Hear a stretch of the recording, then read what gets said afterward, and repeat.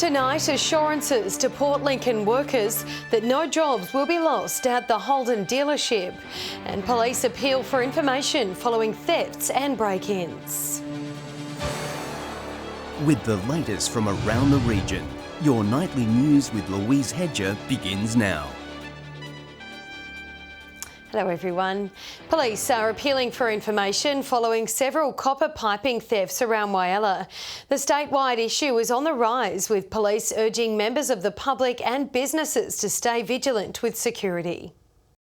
This shiny piece of copper metal, otherwise known as pieces of gold within the scrap metal industry. It's the latest treasure for thieves, with many reports of copper piping being stolen from the exterior of houses and businesses in Whyalla over the past 3 months. In recent months, police have noticed a spike in theft of copper, particularly between November and January this year, where we had 11 reports from the suburbs of Whyalla, Playford and Whyalla Norrie. Police say it's a big problem not just in Whyalla but across all of South Australia, with many victims left with large financial burdens. The issues aren't just with the theft of the copper itself, it's the damage that's often done to the hot water systems and the other components that the copper is attached to. The industry working with police on the matter. Everything that comes in we do get some form of ID, so be it copper or anything that they bring in, copper, steel, brass. Police have an active operation called Operation Air Alchemy that will be focusing on targeted areas and monitoring suspects police believe may be involved in the coming months. I would strongly encourage other businesses to have surveillance and just keep accurate records. Police ask anyone with any information to contact Crime Stoppers. Sophia Contagonis, 7 Spencer Gulf News. A 28-year-old man and 40-year-old woman have been arrested and charged with aggravated serious trespass following a break-in at Balaclava yesterday morning. Police allege the suspects broke into a home and changed the locks, then claiming to own the property. Police arrived and arrested the pair. Both were refused bail. Hundreds of South Australian workers have been left in limbo after the shock announcement that car manufacturer Holden will shut its doors next year. Dealerships and car enthusiasts in Port Lincoln are mourning the iconic brand that's been part of the community for 160 years, but are receiving assurances that no local jobs will be lost. As the iconic car brand goes under, Holden workers are left in limbo. Whilst it's been a little while coming, people could see the writing on the wall. And I think that companies have prepared themselves appropriately for it. There were fears Port Lincoln shops were heading to the scrap heap, but the town's Holden dealer has reassured it doesn't plan to axe anyone. I've spoken with City Motors in Port Lincoln. They don't believe that they're going to have any jobs going from the company at this stage. The great thing, I suppose, is that the risk has been spread because they have other franchises and they're going to continue working on. It's understood the local dealership will continue to serve its Holden cars for another 10 years. Bittersweet comfort for one local resident who has always owned the iconic car. It definitely is sad to see. They've been around for a long time. Yes, I think it's pretty sad to see them go. Growing up on a farm on Eyre Peninsula, Jeffrey Fowers has Holden running through his veins, his dad often adding to the family's car collection. Holden has been around for many years, and most of the farmers always had a Holden ute or a Ford in their backyard, but many Holdens. It's the 1984 Calais that's the jewel in this garage. Jeffrey purchased it back in 1984 for just more than $21,000. He says he's not concerned about the need for spare parts. I do all my own servicing, but as far as parts, I think they're going to still be around. There's places in Adelaide you can get second-hand bits and pieces. Holden plans to wind down its operations in Australia and New Zealand by next year. Nathan Regter, 7 Spencer Gulf News. Still to come tonight, businesses band together to help with ongoing bushfire recovery, and a plan hatched to help punters decide on just what they'll wear to the St Pat's races.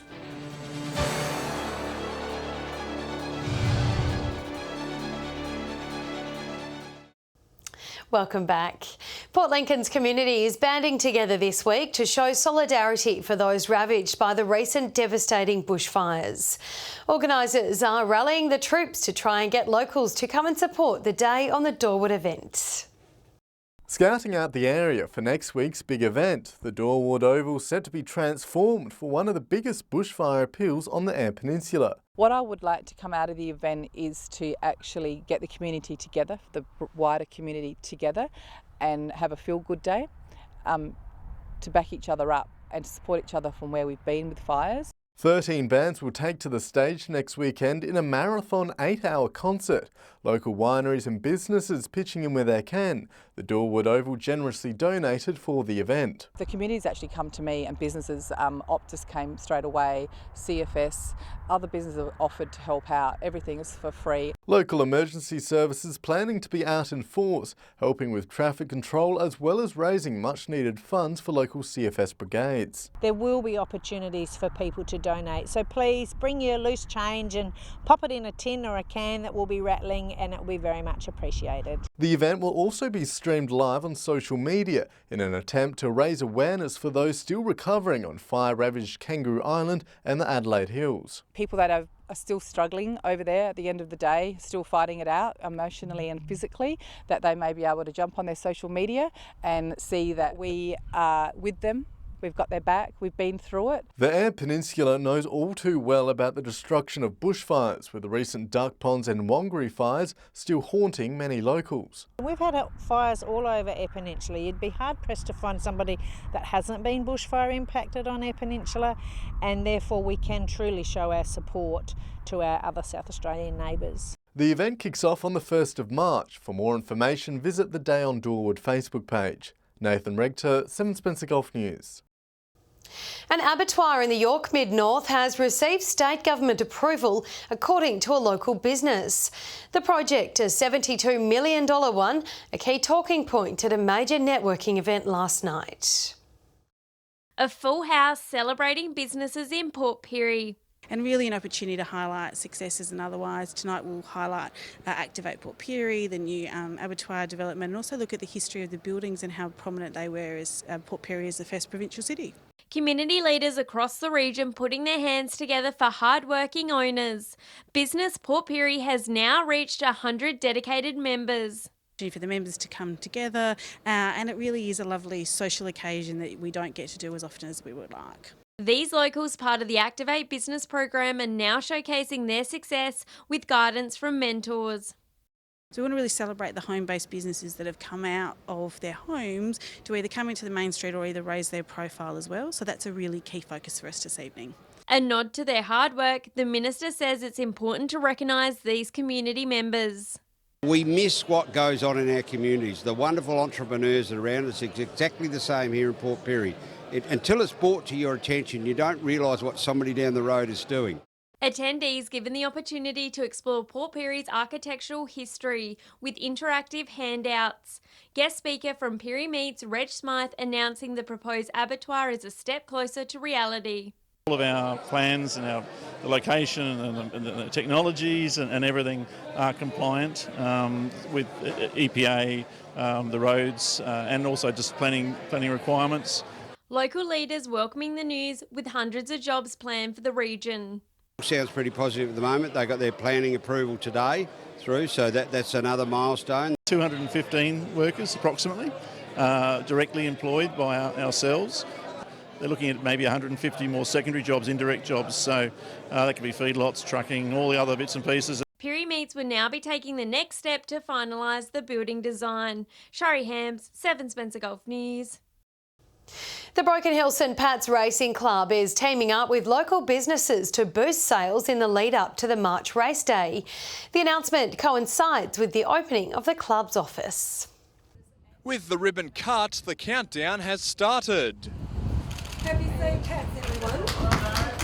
There's only 24 days until the Luck of the Irish sweeps across Broken Hill, the 55th annual St Pat's Races. Locals invited to check out the racing club's new office on Argent Street and get tickets sorted. We're absolutely thrilled. It's the best home we've had in ever, probably. This morning's ribbon cutting ceremony made all the more special as local businessman Steve Radford made an unexpected donation. We'd like to donate you $5,000 to commence St Pat's Races in Broken Hill for 2020. Oh, thank you so much, Steve. Thank you. As the racing club gears up for another St Pat's, it's working with local businesses to give them a shot in the arm to start the year. The message to locals and visitors attending this year's races: look locally for your outfit. We have men's and ladies' fashions, we have accessories, we have fascinators, hats for the gentlemen as well, jewellery, shoes, so much to offer. Shop owners have also been offered St Pat's polo shirts to wear to help turn the city green. Banners up in the main street with late night shopping on this evening as well. I could encourage everybody in the Spencer Gulf to think about a weekend up in Broken Hill. Think about having some time. I know a lot of people travel for the races and we see a lot of people from the region. Patrick Reinke, 7 Spencer Gulf News. Stay with us. Coming up after the break, colour and excitement in Whyalla with 5 African dancers hosting children's workshops. And a Broken Hill art gallery draws in tourists from interstate and overseas.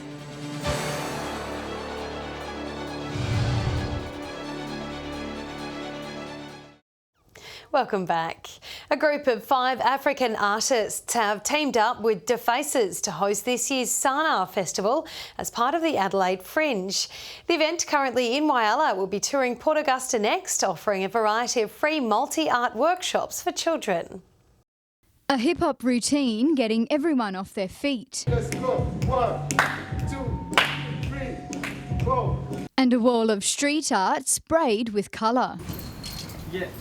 These popular workshops, the latest craze in Whyalla. All artists from the Sana Festival coming over from Africa that then moved over to Adelaide and are heading up to Whyalla, doing a whole bunch of cool stuff. So yeah, super excited to have them. I've been doing workshops with children in primary schools, art workshops. So we've been painting, drawing, and also doing some crafts. The children getting creative with their artwork. Planets and lollies and cakes. I have had lots of fun. We done some spray paints. The teachers have been really good. The classes focus on educating children on African culture and how to express emotion through art. Oh, it's huge, especially chances like this when there's whole different cultural opportunities for people to explore things they're not familiar with. So I think it's, hugely invaluable to push these opportunities when they come along. A local Whyalla artist, Olivia White, runs Deface's weekly drawing classes for children, saying it's her passion to help them learn. Growing up, there was never anything that I really connected into, and I think I sort of want to give these kids the opportunity that I might not have had to learn and to get to hang out with an artist and be called an artist. Olivia calling the street art classes a hit, with many children participating. We got to do some awesome aerosol work with the artists who are visiting, which has been amazing. Whenever you bring them something exciting, they're going to respond. So the response has been overwhelming. I've been having lots of fun. Sana hopeful to return in 2021. If Sana invites me, I would love to be back. I haven't seen any kangaroos yet. We're looking at doing a regional youth art camp later this year and spreading more opportunities to regional creative young people across the state. Sophia Contagonis, 7 Spencer Gulf News. The Broken Hill Regional Art Gallery has featured in a recent study into art's connection to regional tourism. More than 70% of the gallery's visitors in the last year were from out of town, a number they're keen to see keep rising. Doing its bit to boost the local tourism market. The Australian Council for the Arts releasing a report this week focusing on domestic tourism and its connection to art. The findings revealing in 2018 that 13.4 million Australians took overnight trips within the country that included arts activities. The Broken Hill Regional Gallery, one of the case studies. Talks about how the Broken Hill Regional Art Gallery is a big draw card for the area, and talks a bit about some of the massive touring shows that we're able to get here. The gallery's Fresh Bark program also getting a mention. An engagement program for Aboriginal and Torres Strait Islander artists living in the far west, and so it's a range of programs. It doesn't have a really formal structure. More than 14,000 tourists came through the venue's doors last year, making up over 70% of total visitation. Tara says it's the same story in many other regional towns, the local art scenes helping boost tourism. tourism. It also affects local economies. In 2018, overnight arts tourists contributed $14.3 billion of the total overnight domestic tourist spend. Think of the Silo Art Trail or some of the more commercial galleries or smaller community-run galleries, I think, or the art centres. Patrick Reinke, 7 Spencer Gulf News. Real-time fuel prices could be a step closer to reality, with local MP Jeff Brock backing the scheme in Parliament. The RAA says the move would give much-needed financial relief to regional motorists. Burnt at the Bowsers, motorists fed up with fluctuating fuel prices. But there is hope that change could be on the way. In actual fact, they'll be under this bill. The oil companies will have to advertise and promote what will be the fuel price for the next 24 hours. Now, independent members are working together to investigate if this will give SA motorists relief, following a state government promise 2 years ago. They said they would introduce real-time price monitoring. Now, that hasn't happened. Now, Francis, myself and also Troy Bell are being very frustrated with that. The RAA is pushing for the rollout, with South Australia one of the only states to not utilise real-time prices. Quite deficient, so this would help fill in a big gap for country motorists so that they can see the real-time price of fuel in their town or region. With interstate trials proving to be a success, the RAA says it's time to implement this type of monitoring, but the local MP is committed to giving motorists the best deal. Now, as I said, there's real-time pricing. If it doesn't work, then I'll be looking at other opportunities. And I've had many discussions with the RAA. Shari Hams, 7 Spencer Gulf News. Stay with us after the break. We'll take a look at the region's fuel prices and we'll have the weather with Brit.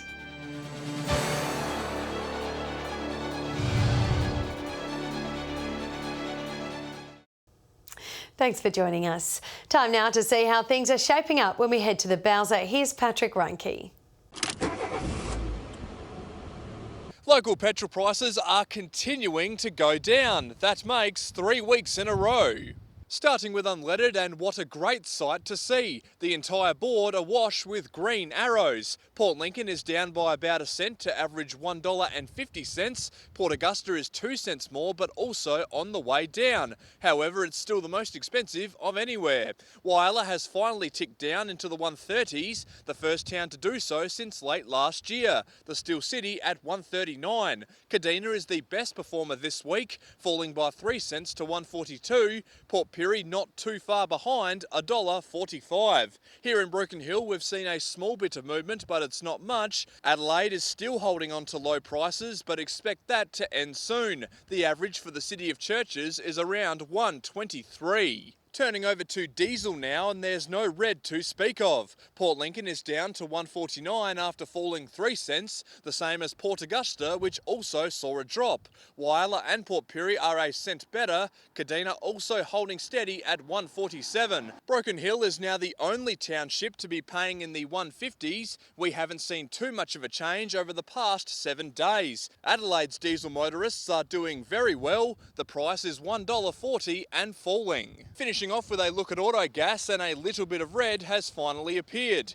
Port Pirie just seeing a small change, hovering around 94 cents. Elsewhere, Port Lincoln is still the cheapest in the Spencer Gulf at 92 cents a litre, Whyalla just behind on 93. Port Augusta and Kadina also not seeing movement and are holding at $1. Broken Hill is a cent less. Adelaide rounds out the board, seeing a little green, but still on 87 cents. Now remember that these prices are the regional averages and they do not reflect any one particular outlet. And if you do find a spot that does sell unleaded, auto gas or diesel for cheaper, be sure to let us know on our Facebook page.